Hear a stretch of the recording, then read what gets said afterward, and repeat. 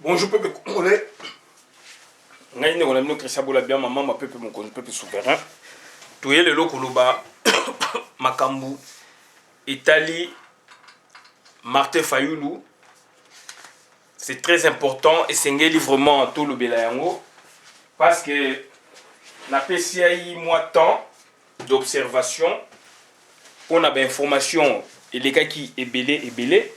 Alors il y a le côté zalaiki, il y a malamu zalaiki et c'est là qui vraiment nangai natala na yoka surtout batu oyo bazalaki sur place naoki batu bazalaki sur place naoki intervention ou vérité il y a élection ndenge zalaki naoki ya Félix Tshisekedi naoki ya Martin Fayulu naoki ya Vital Kamerhe naoki ya Jean-Pierre Bemba Moïse Katumbi donc muto naoki na nte ali Freddy Matungu le professeur Freddy Matungu puisque sur le 7 candidats donc 6 naoki bango déjà et sur le 6 ba information les ali recoupé na sens moko contrairement na oyo bayeko ça ba contradiction na bango après mais j'ai pris n'est-ce pas leur première déclaration et leur première déclaration soko on a ba déclaration oyo toyoki okomona ke news tout ezali ko s'apparenter et yango na moni lelo et sengeli na ça la vidéo comme ça la vidéo aussi par rapport il y a expérience na ngai personnelle non seulement expérience mais ezali échange ezali plutôt expérience il y a ndeko moko comme les JP azali na Manchester na États-Unis Manchester na États-Unis ezali donc mboka moko ekangami na Concorde puisque na 2014 temps na kendaki États-Unis tozalaki na John Image Claude Mutima John Image Gino Will puisque na kendaki petit na Washington DC na tambola mingi na 2014 et donc Claude Mutima mengati na Manchester ezali mboka moko ezali pembeni na bango na Concorde et ali mboka moko ezali donc na nayebi eta nango vraiment te mais nayebi ke donc ezali pene na Concorde donc na Concorde eza na état ya New Hampshire tokende kuna ndeko ya mbayi biso malamu et eloko ndeko alobaka na 2014 yango yo na vivre yango et yango na moni na lingi na réconcilier yango n'est-ce pas na makambo oyo esami na Genève et makambo oyo tosolaka na JP azali koyoka ngai azali donc camarade ya Claude Mutima un jour il peut en témoigner nayebisaki Claude si ya moyen vraiment akoki kotémoigner puisque makambo oyo yayebisa ngai yango na vivre yango sikoyo mpe bino mpe bandeko bomoni yango na bilili na bainformation ndenge circuler ndeko JP ayebisaki nga makambo na koexplike bino bon tozali kosala vidéo oyo ezali vidéo témoignage en quelque sorte et puis c'est une vidéo témoignage et puis vidéo donc vérité donc ezali témoignage et puis vérité témoignage par rapport ya oyo ngai bayebisaka ngai na 2014 aux États-Unis na ndaku ya JP na Manchester ville wana ezali pembeni na Concorde donc voilà et puis na vérité oyo tokomona na Genève toza kosala vidéo toza koincriminer personne nous ne parlons que nous ne cessons de dire toincriminaka mutu moko te na bavidéo na biso mais tokoparler la vérité et nous devons la restituer et nous devons la restituer donc c'est méthodiquement aussi yango nomoni que donc tosali ba recoupement tozwi temps pour leur parler d'un sujet oyo et ndeko JP ayebi a parlera nanga sur Martin Fayulu ndeko JP na kosenga na ye na insister que pas Claude ngabino Claude yo mema ngai pa ndeko JP aza kolanda nga na Manchester mama mwasi na ye alambi pe tolie donc to sololi et période de la paix Martin Fayulu azalaki na ba côté wana ou bien il y a un événement où il y a qui ou Martin Fayulu a zali ba côté na pe et le monsieur pardon n'a enrhumé et le monsieur m'a parlé de Martin Fayulu comme étant leur grand frère wapi na Mali. Et c'est lui qui m'a dit que Martin Fayulu, il les connaît très bien parce que c'est son vieux, il a étudié aux États-Unis. Et le vieux Martin Fayulu, il a beaucoup travaillé donc dans la zone Afrique de l'Ouest comme responsable à Mobiol et que Bamba na Mali. Et le monsieur, donc Martin Fayulu, mais Martin Fayulu déjà n'époque wana malheureusement l'époque précise boye c'est ngaité ay metant ya zali na Mali avant ya poto Martin Fayulu a ébié depuis kuna abi c'est quelqu'un où azali ko regrouper communauté azali ko encadrer communauté et c'est quelqu'un qui prie beaucoup, il est très vraiment donc mutuba prière, donc c'est quelqu'un qui connaît Dieu. Donc c'est quelqu'un qui est vraiment donc avec son Dieu. Abi viona sambila trop donc aza trop spirituel. Spirituel dans le sens que donc azali donc na contact na nzambe na ye. Ko sambila na zo zo na cadre église te na ba na sens que donc azali muto asambila ka azali logique azali vie moko alobaka te. Donc ça dit JP m'a parlé de Martin Fayulu il y a 4 ans. Tant événement et salami na eko vanda mutu na ngasko bongo eko vanda nga bia ba parlanga na Martin Fayulu et loko et salami eza biloko moko donc spirituel. Ça c'est ma conception à moi. Donc na eko parler na angle moko politico spirituel.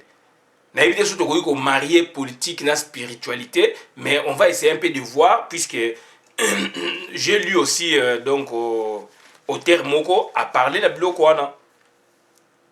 Donc Martin Fayulu na témoignage qu'on a joué qui en 2014 na événement où ça mis lelo bande konanga c'est quelqu'un de spirituel. Et puis bon là na intervention na et tout azocha tout nzambe liboso. Ba muso ba mona on ko aventure ngai donc nanu toswane boyete mais donc na mona kaye na musika et le muso mona na musika mais du moins c'est quelqu'un de spirituel. Makamwa zo loba zo cham toujours nzambe liboso na makambo na ye ke nzambe muta choisir ye boye et yango moninga na ye ko sa vidéo puisque na moni ke ezali ko se réconcilier puisque nga ba yebsanga Martin Fayulu ba qualité na ye boye vie na ye ndenga zalaka donc c'est quelqu'un qui est vraiment conciliant, il n'est pas conflictuel et puis c'est quelqu'un donc de très spirituel et na yango na lobado na zo critiquer ba ndeko ba mususu les 6 donc surtout le 4 wana le 3 juillet nazo critiquer mon côté mais je suis venu ici pour parler de la qualité cachée, qualité spirituelle cachée d'un homme politique, d'un homme d'État, Martin Fayulu. Yango na yepo na bimisa yango puisque j'ai eu le témoignage de ce monsieur il y a 4 ans. Et aujourd'hui, ce qui s'est passé là, donc Bandeko Nangaï, c'est un autre témoignage, c'est une vérité encore. Donc Bandeko Nangaï, Ezali Congo Nabiso, Ezali Mboka Oyo, Ezali donc, si on a bien voté, c'est trop dit, mais Ezali Mboka Oyo, Ezali enchaîné. Et c'est un kokata ba chaîne, et ba chaîne et bandi kokatana. Ba chaîne et bandi kokatana, bon la nangama lamba ndeko na bokebi penza, ba chaîne ya Congo et bandi kokatana, à partir élection au Esalamikuna. Ezali symbole la démocratie na biso toza koluka. Et monani na Genève. Genève eza mboka ni ezali mboka Suisse. Et mboka Suisse ezali symbole ni na monde, eza mboka ya paix. Ndeko nanga sosola. Ndeko nanga sosola po makamso ezali yosama na physique mais eza spirituel. Makamso eza kosama na physique mais ezali spirituel. Yango moni ngai na vandi donc na yoki muzito alobi ndenge l'élection salamaki na yoki donc Vital Kamerhe ndenga lobaki bien que acheter version mais moi je prends la version originale tant ba bimi au sortir de leur truc ba poser ma question je prends ça je tiens ça en respect Félix Tshisekedi, pareillement, je tiens ça respect. Makamo Odidi Dipou m'a posé que c'est ça, moi, ma base nangangwana, base au besoin, ma base nangangwana, base à réflexion par rapport à Makambo, au ndenge les kaki nanu, éléments les basiques.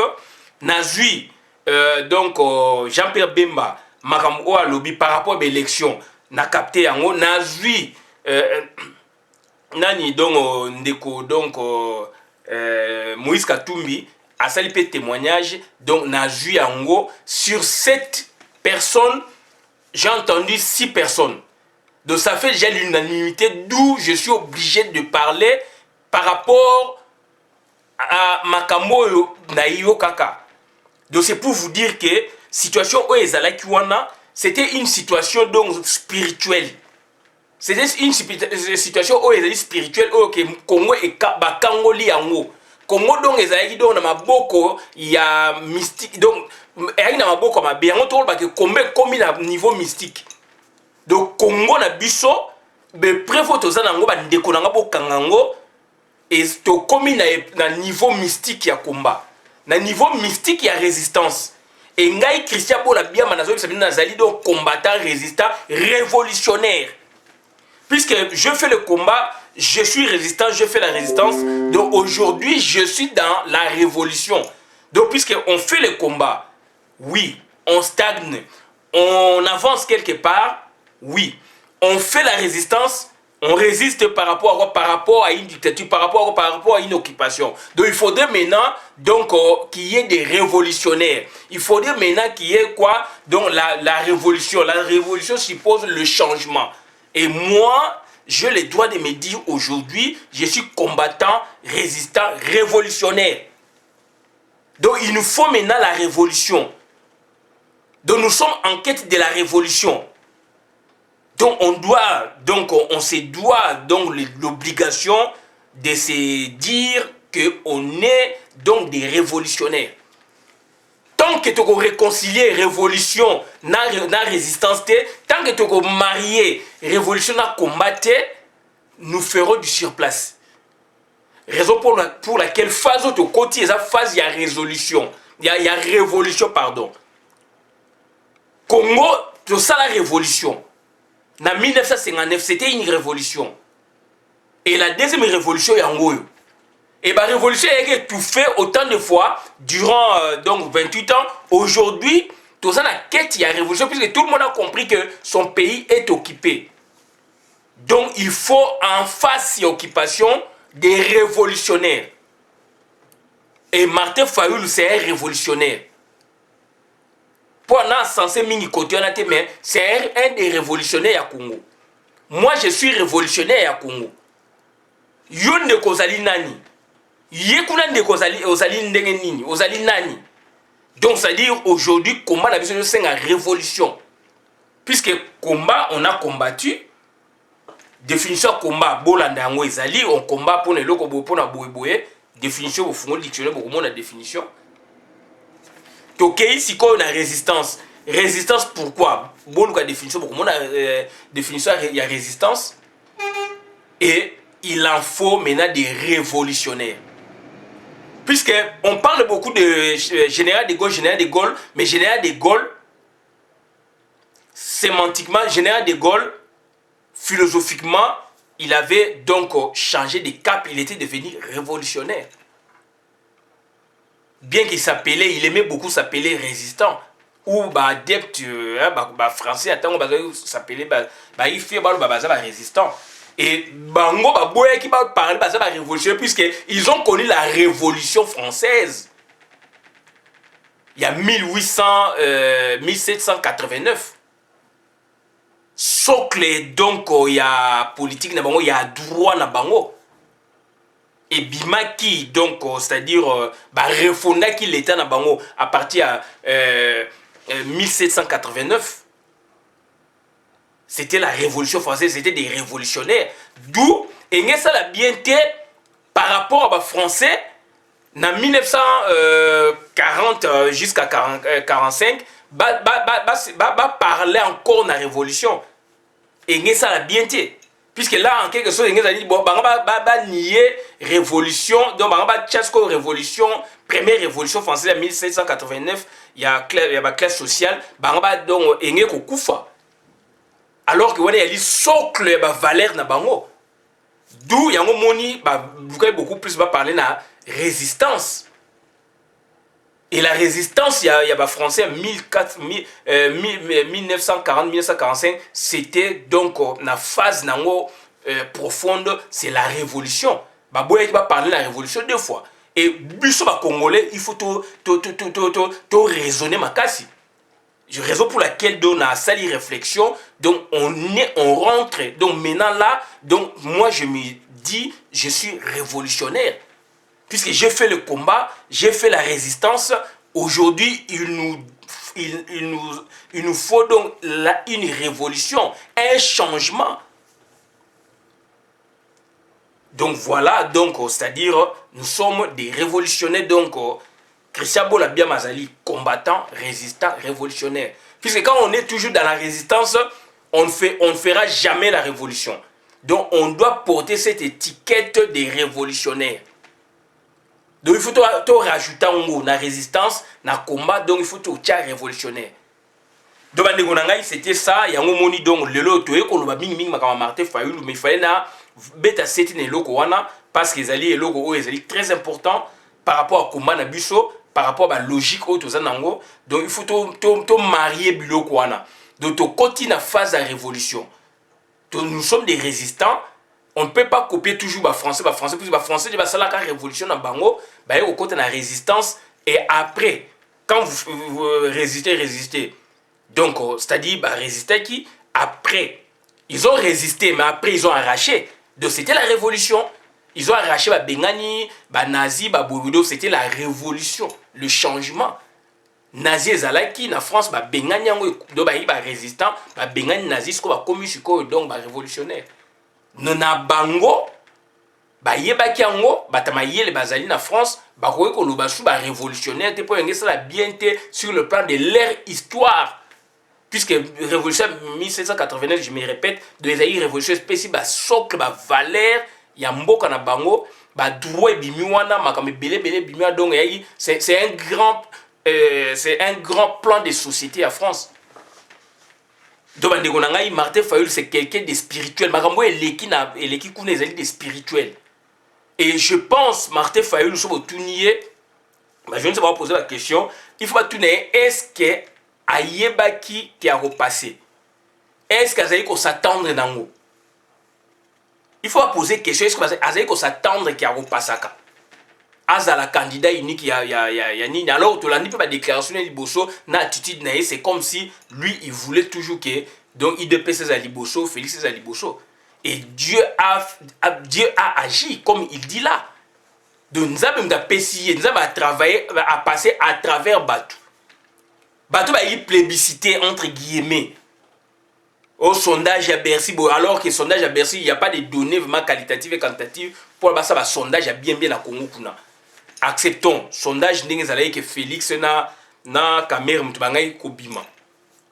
Comment expliquer Félix na Kamere bozana ba urne oyo na ba calcul na bino na mutu o aboyi ko voter o aboyi ko voter oyo na boza 4 personnes ba ko sa dépouillement boye oyo éliminé etika disco matungu na nani na donc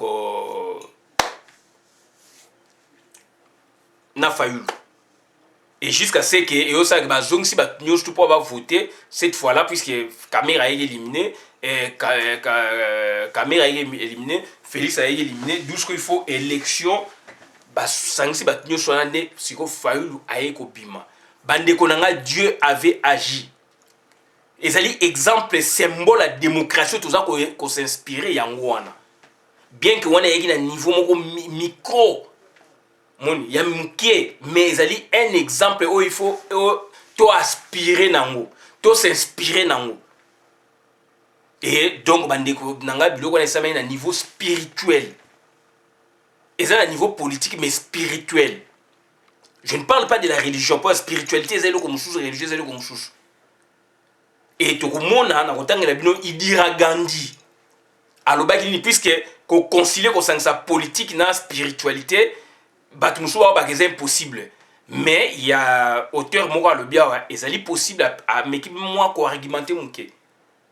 Et donc et puis il dira Gandhi ba pesa position oyayi. Et puis ba caractéristique o ezali to komona ngo o engela sake donc eloko boye ezali spirituel. Est-ce que le gouvernement congolais est spirituel? Spiritualité ezali âme. Donc Martin Fayulu il a l'âme. En tant que tel, il représente le Congo. Donc le Congo a une âme. Âme wane qui donc détruite. Âme wane qui confisquée. Na misala mabe ya ba politicien, na misala bondoki. Et âme wane donc ba kangoli yango. Âme wane zali na Martin Fayulu. Bien que biso toza bata ba élection té. Nazo préciser bien biso toza bata ba élection té. Mais néanmoins, sur l'élection, l'équipe malamu, tu dois appuyer, puisque l'équipe malamu, sur l'équipe malamu, mouto, peuple à lingi, à Kobimaka. Bien sûr, tu dois battre l'élection, mais c'est un fait politique, social, donc il faut te parler nango. Toi analyser, on a peine à sa contribution, mais sur le plan politique, spirituel. Donc, tu as autant que la bino, donc sur le plan politique, spirituel. Politique spirituelle, politique spirituelle de Martin Fayulu, cas de Genève. Titre n'a s'est proposé en Wana. Pouvons-nous réunir la politique et la spiritualité? Voilà une question autre se poser. Est-ce pouvons-nous réunir la politique et la spiritualité?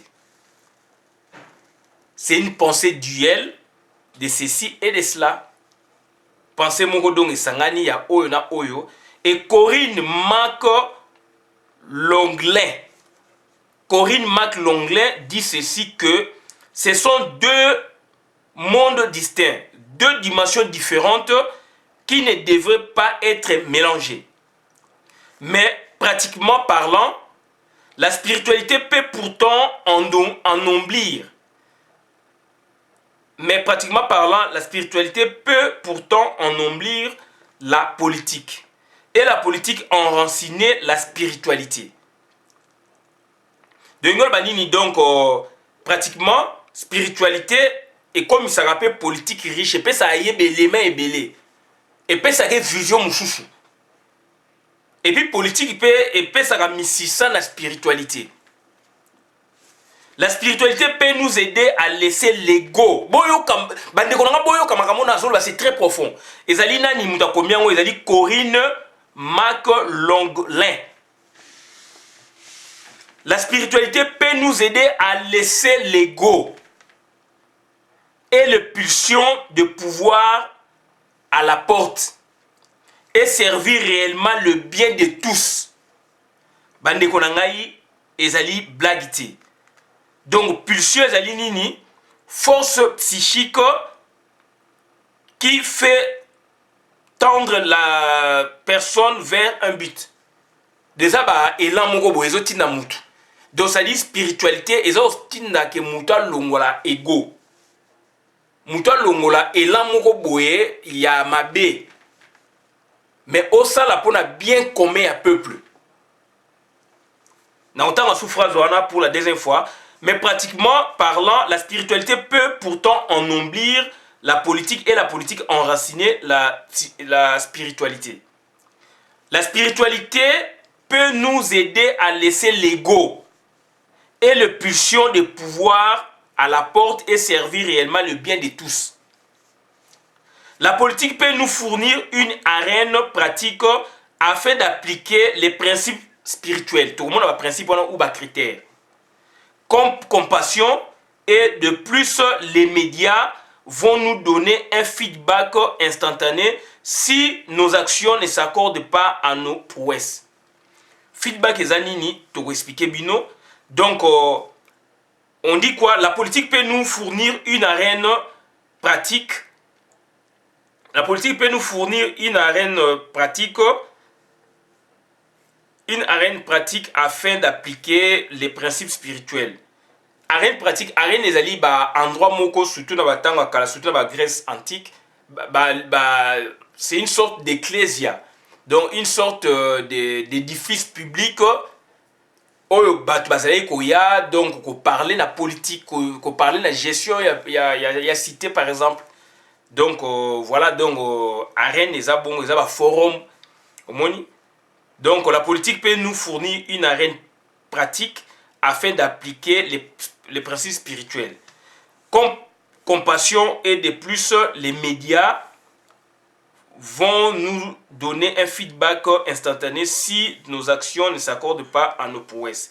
Feedback ezanini, action de revenir en arrière de façon automatique après une perturbation. Perturbation, moni, ba signé, mi balé ba bimi, et comme perturbation. Et dans l'entretemps, bah, ça sont politique, et ont fait ça dans le cadre de forum, dans le cadre de discussion dans un édifice public, donc afin d'appliquer les principes spirituels. Comme compassion et de plus les médias, donc ce retour les médias. Bon, moi, les médias, les chaînes, la télévision, la radio, la presse, etc. Ndenge relais, internet et toki si makambu. La chaîne, il y a mon entier en boucle, parler de makambu. Oh, et ça, à Genève. Oh, 7 personnes congolais, sali à Genève. Et cette personne-là, c'est un symbole de la démocratie. C'est un symbole, il y a eloko biso tozali kolinga et ça m'a lobi na Congo. Il y a des eloko spirituel et salamaki. Bon tout na Martin Fayulu soki nzambe nazo ba na ndenga critique ya mabete. Nazo ba soki nzambe à l'accès qui est à passer. Est-ce que ayeba ki a passer ou bien ayaki pour accompagner les autres? Puisque nzambe mutu asali nzambe mutu apesiye. Est-ce que lui-même ayeba ki a koleka ou bien ezali spiritualité ya zanango et ça dit que donc nzambe nde a choisir yé. Et ça question on peut essayer que tout na donc batu. Puisque ba médias lobby ba mususu ba lobby ba boyi ba retirer ba signature et pesi mo boulou. Si ko feedback ezani il faut to zonga en arrière pour total la yé perturbation. Puisque ba lobby ba réagir etc etc.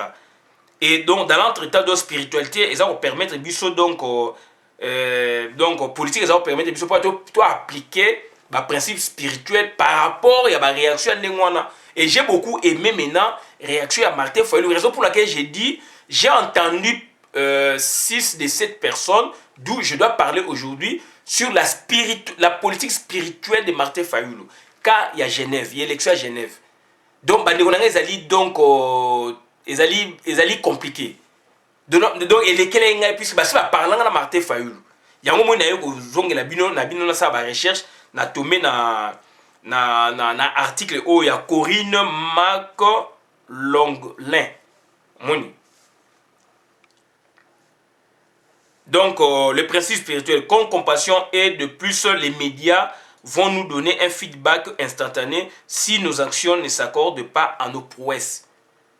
Bah ça les prouesses mais et comme donc bah qualité. Donc action on va concorder par rapport à prouesse sur la salaki. Félix a retiré, Okuna a retiré, Médié gagne le lobby. Si il faut ça feedback, si il faut analyser, il y a une perturbation, qu'est-ce qui n'a pas marché? Et là on est simité, là on est saliboité, là on est boité. Donc bande konanga biloko wana ezali très important et Indira Gandhi à l'obini, le grand maître, homme politique spirituel indien, qu'est-ce qu'il a dit? Gandhi n'avait pas de difficulté à rassembler la spiritualité et la politique.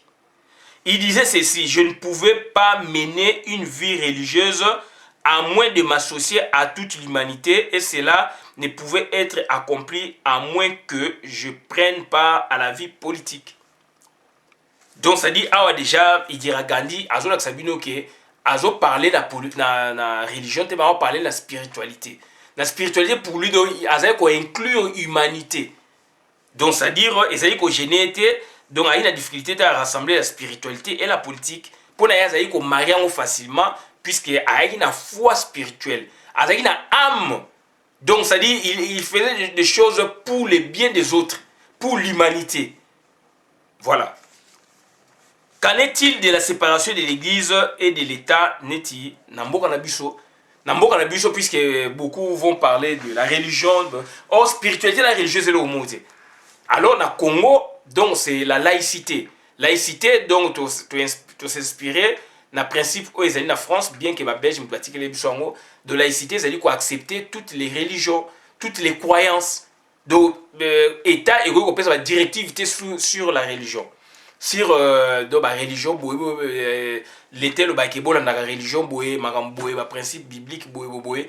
Bon, mais état mususu basala yango, mais l'état oyo ezali laïque, basala laïcité basala yango te. Donc accepter ba croyance nyonso et l'état azali ti moi ko contrôler ko encadrer, pour ne pas dire neutre. On peut parler des principes spirituels dans l'arène politique, mais l'État ne devait pas imposer des croyances religieuses à ses citoyens, ni interférer dans la pratique de leur religion. L'Église est un terme qui renvoie à la religion, organisée avec des dogmes et des pratiques spéciales, mais la spiritualité évoque les valeurs intérieures d'une vie reliée au transcendant. Elle parle des qualités de l'âme humaine telles que l'amour et le courage. La religion peut aider à être plus spirituelle, mais la spiritualité n'est pas dépendante de la religion. Donc, transcender ngelo banini qui s'élève au-dessus du yabato, au-dessus de la mêlée de balobaka, donc supérieur. Donc, Amezanini, siège de l'activité psychique et des états de conscience de quelqu'un. C'est l'ensemble des dispositions intellectuelles, morales, affectives qui forment son individualité. Babé son moi, le moi de la conscience, de le moi profond. La spiritualité égale aussi à l'esprit, quelque part, à l'intellect. La spiritualité aussi, c'est le cœur. C'est la conscience. Donc, c'est-à-dire, Makamo et ça, mec, dans Genève, Genève, donc, ils ont su inspiration et paix. Donc, c'est l'âme bantou et Vanda Kiwana. L'âme bantou congolaise et Vanda Kiwana. Et yango, ils ont arraché par Moutou Azana spiritualité. Moutou Azana conscience, ou Azana cœur, ma pessi et l'okouana. Ou Azalim Kosa Makamudo de façon désintéressée. Azo ça la pona batou et non pona yé. Bandeko bokolo belanga makambo mingi bo pesa exemple mingi, mais ngana ça na contexte précis, il y a élection et salami. Puisque ba conséquence pe ezali, on a bien likolo, nazo critiquer mutu mogote, to ko parler, ba conséquence pe ezali soki par exemple Kamere abimeki président. Engeza ndenge mususu. Sauf Félix abimeki président, engeza makambo mususu. Donc ça dit le lo fallu la bimi président, bon moni pe ba réaction ezali, bato bazali pour bazali contre. Naza contre mutuboité, mais élection et salami biso ngana o ndeko tozala kunate. Bango mo ba créer exemple la démocratie, to moni yango bimi. Et bimi kuna yango to kena sur le plan spirituel pour vous parler que donc il y a quelque chose oyo et les gars oyo est échappé na Félix, quelque chose oyo les gars oyo est échappé na Kamere. Bolanda vidéo ya Albert Moleka na landi yango. Alors bien Félix azaiki donc entre guillemets puisque Batumuso a UDPS ou Ezali ou Lelo et Félix, Ezali représenté sur toute l'étendue du territoire national, ça c'est leur avis, mais avis n'anga et rose à la contraire. Mais tout le monde oh Albert Moleka Lobiabi, Félix Azala qui n'a position claire, il y a bien, ok, parti naïe, d'après les critères, Basalara déjà dans l'Afrique du Sud, il faut partir à l'implanter partout, il faut boyer, tout ça à la base, bloc moins de moins. D'où Félix était déjà bien loti. Donc c'était pas Félix déjà à s'empresser à qu'il n'a qu'à l'andawabilo quoi du chouchou. Mais comment expliquer Félix à yoko da chouchou na kati ya schéma wana. Pour pas luka kandidati comme alors que y a zaï na position de force entre guillemets to benga pona ngai. Par rapport à base ne ba o lobela pona ngai za entre guillemets. Et ça point de vue na pona yondeko azali populaire. Donc, IDPS ezali populaire sur toute l'étendue, il y a territoire national. Et ça débat de l'autre, dans le bas yango. Donc, aujourd'hui, IDPS ezali 3, et puis IDPS n'est ezali boedongo, ou ezali qui représenté sur toute l'étendue, il y a territoire national. Ezali IDPS Tshisekedi lui-même en personne. Donc, voilà. Donc, ça dit, moi, branche, donc, parenthèse, to fungul peut to kanyan rapidement, pour ne pas de confusion. Donc, voilà, bandikonangai. Donc, donc, c'est-à-dire, spiritualité ezali ko mususu nde to expliquer bino eza ba valeur mo transcendantale eza ba conscience eza ba biloko oyo ba tieyo donc eza ba qualité belé et muto azali donc na spiritualité azalaka na ego te atikaka ego il est là au service des autres muto azala na spiritualité azala na âme spiritualité to benga pe âme muto azalaka nango azali mutu oyo aza un esprit à partage aza mutu oyo azali donc na amour aza mutu oyo azali na courage et Félix akoki kozala baqualité wana ou pas Camera akoki kozala baqualité wana ou pas bandeko nanga bo épargner nga toujours parler sikoyo na Martin Fayulu et le gars s'est décarcassé boyebi yango na 2015 boyebi yango na 2015 po tokota sur na débat inutilité na 2015 c'est que ce monsieur avait fait. Il a fait ça de façon vraiment donc naturelle, de façon donc désintéressée pour la nation congolaise. Ti akena sur la marche moi azubal na mutu. Bandeko na ngai donc ça dit ezali ba symbole oyo elaxi lelo ok ce monsieur est spirituel nga ba yebisa nga yango. C'est un monsieur qui prie Jipa Zaliwana na Manchester pemé na ba Claude Mutima. Donc en 2014, Aza vient à Bango depuis Mali. Azala il représenté à Mobiliol et à zone Mali, Côte d'Ivoire, etc. Bah, Sénégal, il y a Yebi Martin Fayulu depuis Kuna. Donc Azala il encadré Bango tant Bango Bazala qui va côté wana et c'est un monsieur correct, c'est un monsieur qui prie beaucoup Dieu. Et quand je l'entends, il sort le mot de Dieu, Dieu, m'tapesi boé. Donc, on a dit non, ça se rencontre, il faut na kenenango, ne loko boé. Et dans la déclaration, il y a Moïse Katumbi, il dit bien, il y a Félix Bazali na bakor. Et Mouto y a défendu qu'il y a Félix.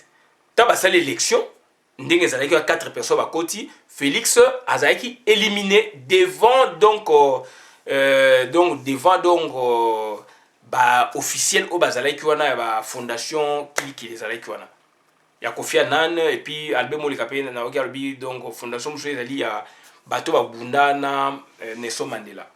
Donc voilà et donc événement est couvert na ba solennité wana donc et sali que o ya katani boleka na vote mususu donc ya ekoleka donc bandeko na ngai e facilité pour na ngai ya spiritualité congolaise et s'exprimer qui wana spiritualité pe beaucoup kopé kota na spiritualité makabe belé kota na spiritualité nzambi pas kota na spiritualité jo bandeko na ngai yango mona parler na politique spirituelle de Martin Fayulu donc bandeko na ngai ezali facilité yango no moni donc to parler na biloko wana donc et bank sa biso makasi na CPL pe bank biso et puis il y a des qualités essentielles d'une politique spirituelle.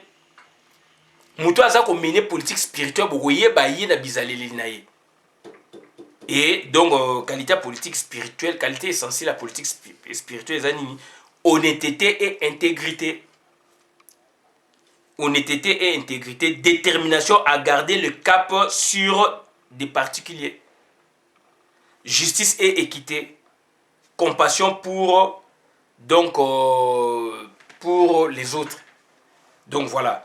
Donc donc voilà makam ona yeka ko sabino ngwana makam ona yeka ko sabino ngwana donc bola nanga na bokebi penza batu so ba pe spiritualité pe occultisme kotaka oui on peut parler de ça mais nanga on parler na spiritualité na sens noble nango donc ezali âme et âme ya Congo et ayaki détruite et donc Genève bah et reconstruire âme ya Congo puisque âme ya Congo est déconstruite et âme wana ezali ko incarner Martin Fayulu bandeko nanga beaucoup toute la question pourquoi aujourd'hui on parlait du dauphin mais na niveau ni échelle nationale mais aujourd'hui on parle du candidat commun de l'opposition c'est na échelle mondiale donc ça dit allez-y comprendre et ça ma spiritualité donc ça dit on veut un changement.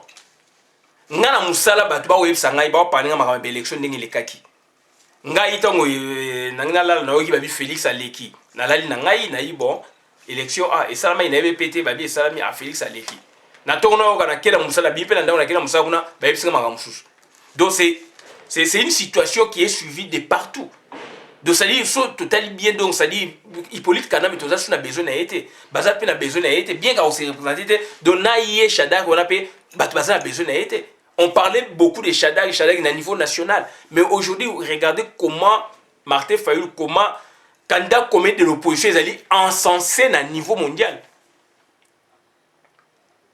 donc ils allaient très spirituel et na sepeli bandeko ebele donc ajuster ba discours na bango puisqu'il y a eu 6 des 7 participants au créé qui masolo ba vivre masolo wana tant ba lobby batumi ba comme ko ajuster et na uti ko sepela makasi na landi vidéo ya Wakancha Jean-Claude Wakancha aza muto toyebani donc Jean-Claude asali vidéo moko na apprécié ki asali vidéo moko ya malamu oh ya suka na landaki live na ye et puis la comédie ngabi ça c'est un bon sujet donc à tout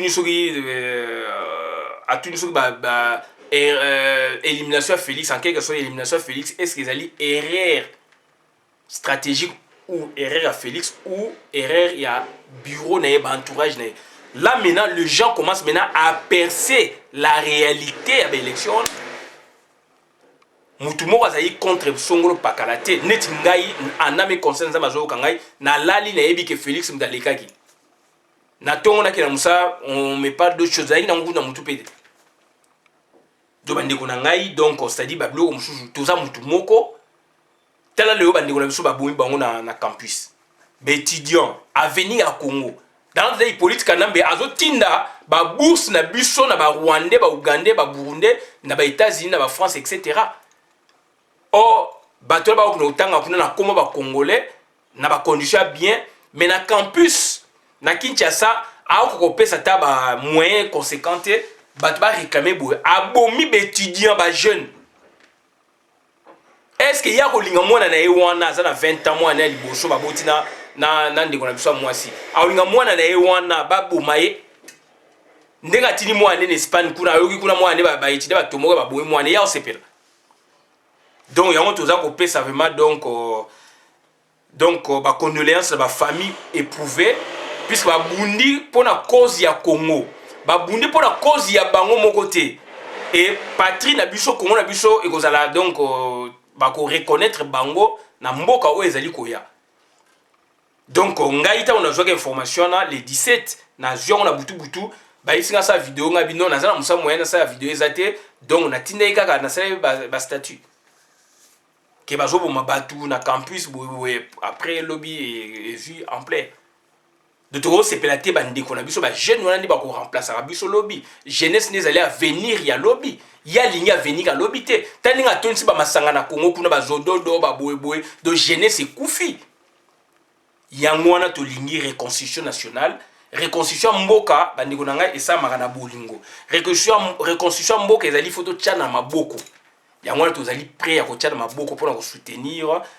mutu lobby na élection eux ko sama malamu biso toza bata élection te pour biso toza bata soulèvement populaire tozali na cadre ya analyse to kana malamu toza na cadre ya analyse ya makambo elekaki et par rapport ya témoignage on a na ngo na expérience ndeko JP azali na Manchester na États-Unis pemela Claude Mutima oyo ayebisanga sur Martin Fayulu de makambo esa me wana ya biloko spiritualité politique de ya biloko mo donc ça dit Congo na biso donc ça dit c'est un message Congo na biso ezali donc bazipa kiango na bandoki et donc efungwami je n'incrimine pas les 6 ou les 7 bazalaki wana nazo parler na cadre général de Congo na biso efungwami ce que vous les 7 vous avez fait là-bas c'est la quête de la démocratie au Congo. C'est la recherche de la démocratie au Congo. Et c'est un exemple où et Paté Monde et Paté Bisso, malheureusement, les deux autres vont retirer ma signature n'empêche, mais actuellement, ça m'a cristallisé dans l'état de l'espace où ça m'a déjà kuna, tout le monde était d'accord. Et puis, Félix Tshisekedi, au sortir de leur truc, il a fait une déclaration à l'Oba qui est Sengela Galoba, Martin Dani Caméra l'Oba qui est Sengela Galoba. Donc ça dit tout ça dans le monde spirituel et il y a un combat et comme à niveau mystique. Et Christian Bola Biama s'appelle aujourd'hui donc combattant. Donc enfin je me qualifie de combattant résistant et révolutionnaire. Sans la révolution, la résistance ne vaut rien. Ça, il faut tout le monde tout copier Bah français, ceux qui parler de la révolution de la 40-45, puisqu'ils ont fait la révolution un siècle et 2 siècles plus tôt. Bah c'est déjà révolution au Yabango. D'où bah la deuxième fois révolution te yango bah employé qui terme résistance. Et ça dit bah terme français ça Yabango. Il faut que ça encore bah recherche que est-ce que résistance et ça qui déjà mon existait avant 45 ou avant 40-45 ou bango ba créer qui yango puisque la langue na bango pour ba s'affirmer en tant que bateau ba sa action boy. Ça aussi mais ça ba recherche monsieur Mikemke ya osala. Donc bah ndeko na ngai moi je me dis je suis combattant, je combattu, je combat. Ezali na ba limite o yango pe ya combat, yango moni résistance ezali, résistance pe ezali na limite o yango, c'est-à-dire vous êtes résistant, mais il faut bousculer les choses. Puisque quand vous résistez, vous faites rien, donc vous êtes résistant, donc c'est-à-dire vous faites du surplace. Donc il faut maintenant sortir de la résistance, on est résistant, mais on voit une autre lueur d'espoir. Donc on voit une autre période s'ouvrir devant vous, c'est la révolution. On doit capter cette période. C'est la période pendant laquelle Oyo Tobani ko agir sikoyo. Ti le 23 décembre et au-delà même. C'est ça, c'est la révolution. Il y a un autre 5 ans à battre, il faut soulèvement populaire. Soulèvement populaire, il fait ça, il faut tomber dans la sotowana. Donc ça dit je suis combattant, résistant et révolutionnaire. Sans la révolution, rien qu'avec le combat et la résistance, les résultats escomptés et zawana. Donc on fait du bon travail, mais on se radicalise, mais on ne change pas. On se radicalise, on est résistant, on est combattant, mais on ne change pas. Donc il faut changer, il faut bouger.